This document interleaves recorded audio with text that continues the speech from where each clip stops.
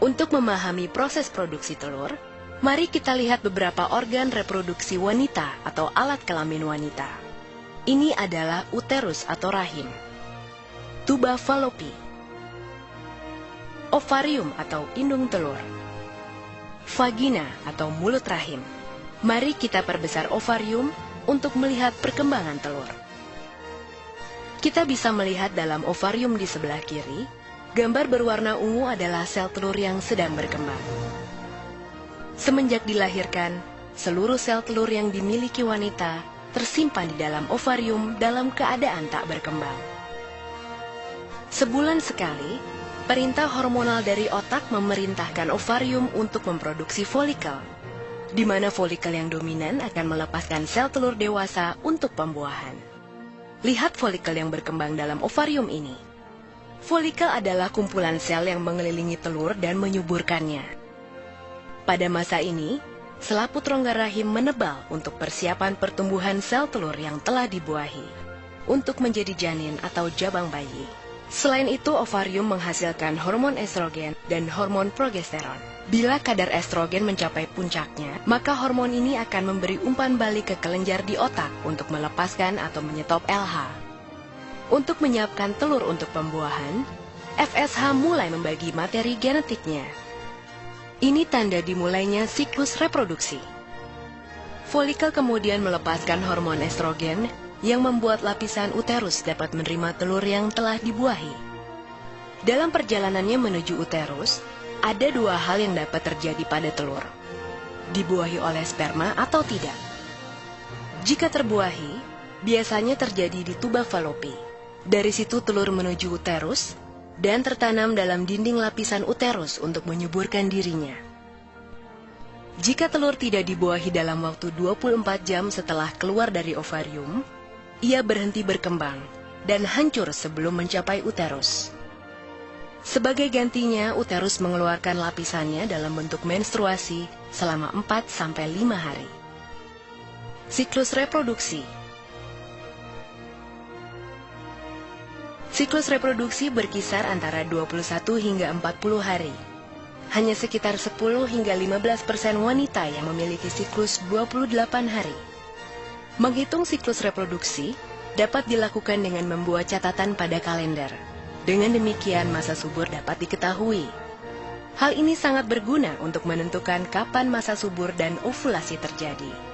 Setiap bulan pada hari kelima siklus reproduksi, selaput rongga rahim mulai tumbuh dan menebal, sebagai persiapan terhadap kemungkinan terjadinya kehamilan. Pada sekitar hari ke-14, terjadi proses pelepasan telur dari ovarium atau ovulasi. Sel telur ini masuk ke dalam salah satu saluran falopi. Dan jika saat ini ada sperma yang masuk, maka terjadilah pembuahan. Jika terjadi pembuahan, sel telur yang telah dibuahi akan masuk ke rahim dan tumbuh menjadi janin. Pada sekitar hari ke-28, jika tidak terjadi pembuahan, lapisan rongga rahim meluruh dan terjadi siklus menstruasi berikutnya. Pembuahan.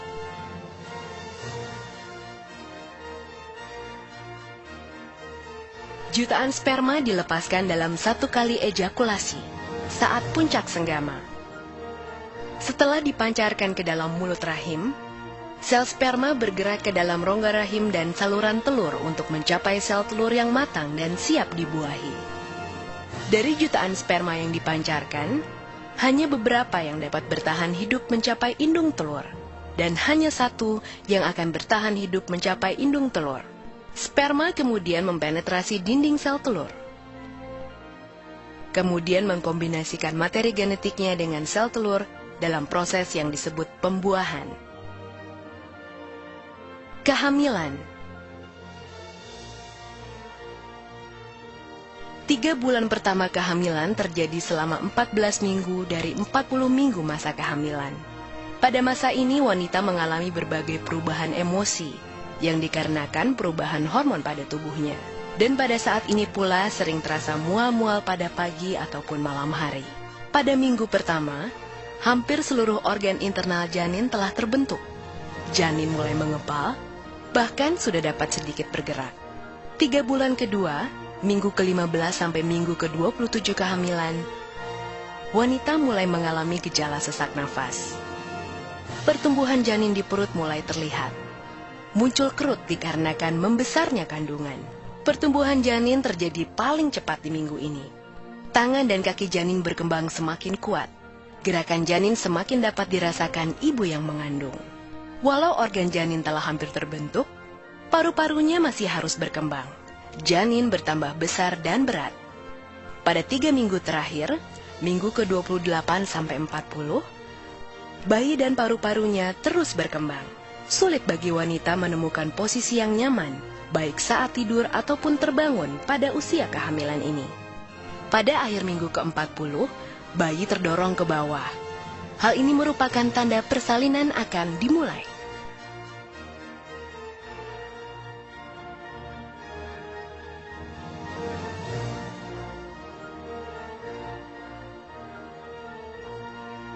Kelahiran.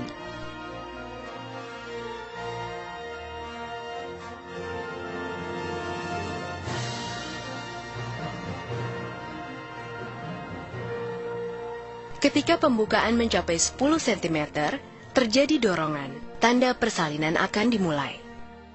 Bayi memulai perjalanan melalui saluran rahim. Saat kepala bayi mulai berputar, ia dapat saja terluka ketika menuju ke bawah saluran rahim yang sempit pembukaannya. Tulang kepala bayi memiliki ruang yang bernama fontanel, yang membuat kepala bayi memanjang dan cukup untuk keluar melalui saluran rahim.